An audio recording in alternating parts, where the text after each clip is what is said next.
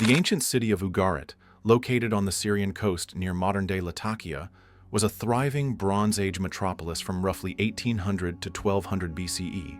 Its rise and fall reflect a tale of strategic brilliance, cultural richness, and eventual vulnerability to the chaotic forces of its time. UGARIT's ascent began around 1800 BCE, fueled by its prime location on the Mediterranean. Nestled at the crossroads of trade routes linking Mesopotamia, Egypt, Anatolia, and the Aegean, it became a commercial juggernaut. Its port, Mined el-Beida, bustled with ships carrying grain, wine, olive oil, and cedar wood, while its merchants traded in luxury goods like lapis lazuli and ivory. UGARIT's cosmopolitan culture blended Canaanite, Mesopotamian, and Egyptian influences, evident in its art, religion, and the invention of one of the earliest alphabetic scripts, a 30-character cuneiform system that revolutionized writing. Early in UGARIT's golden age, King Niqmaddu II exemplified its diplomatic savvy from 1350 to 1315 BCE. He navigated the treacherous geopolitics of the Late Bronze Age by aligning UGARIT with the Hittite Empire, a superpower under Suppiluliuma the Ring. Tablets from UGARIT's archives reveal Niqmaddu's correspondence with Hittite and Egyptian rulers, securing UGARIT's autonomy as a vassal state. His reign saw economic prosperity and cultural flourishing, with the city's scribes producing myths like the Baal cycle, which cemented UGARIT's religious and literary legacy. Niqmaddu's deft diplomacy ensured stability, allowing UGARIT to thrive as a neutral hub amid rival empires. Amishtamrut II, another pivotal king, strengthened UGARIT's position through strategic marriages and treaties. He wed a Hittite princess, solidifying ties with the Hittite overlords, and negotiated with Egypt's Rameses II, as seen in letters discussing trade and political alliances. His reign coincided with UGARIT's peak, with sprawling palaces, temples to Baal and Dagon, and a vibrant scribal school producing multilingual texts in Akkadian, Ugaritic, and Hurrian.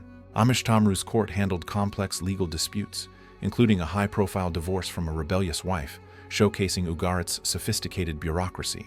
His rule reinforced UGARIT's wealth and influence, but cracks in regional stability began to appear. By the 13th century BCE, UGARIT was a cultural beacon.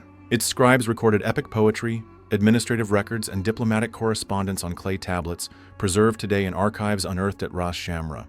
The city's pantheon, led by gods like El, Baal, and Anat, influenced later Canaanite and Israelite traditions. UGARIT's artisans crafted intricate ivory carvings and gold jewelry, while its merchants connected distant civilizations. The city's alphabet, simpler than cuneiform or hieroglyphs, spread regionally, a testament to its intellectual innovation.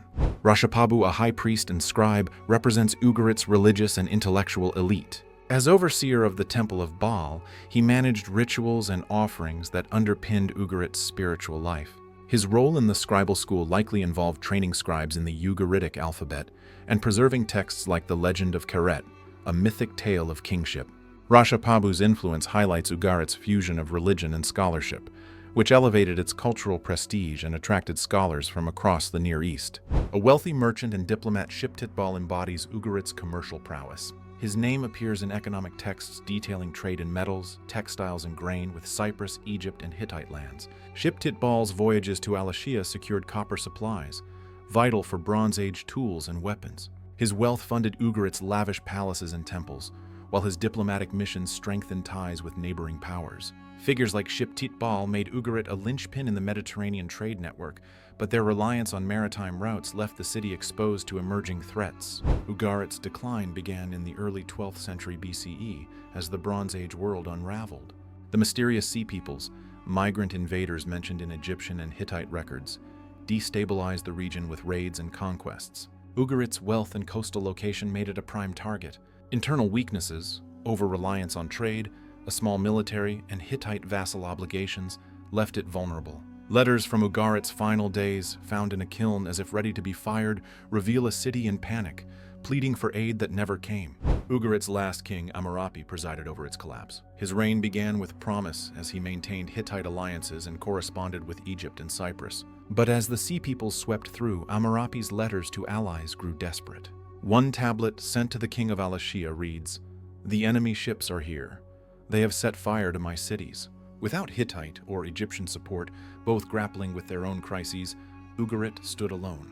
Archaeological evidence shows the city was burned around 1185 BCE, its palaces and temples reduced to ash. Ammurapi likely perished or fled, his fate unknown, as UGARIT was abandoned, never to recover. UGARIT's fall marked the end of a vibrant civilization, swallowed by the Bronze Age collapse. Its ruins lay buried until rediscovered in 1928 at Ras Shamra, revealing a treasure trove of tablets that illuminate its culture.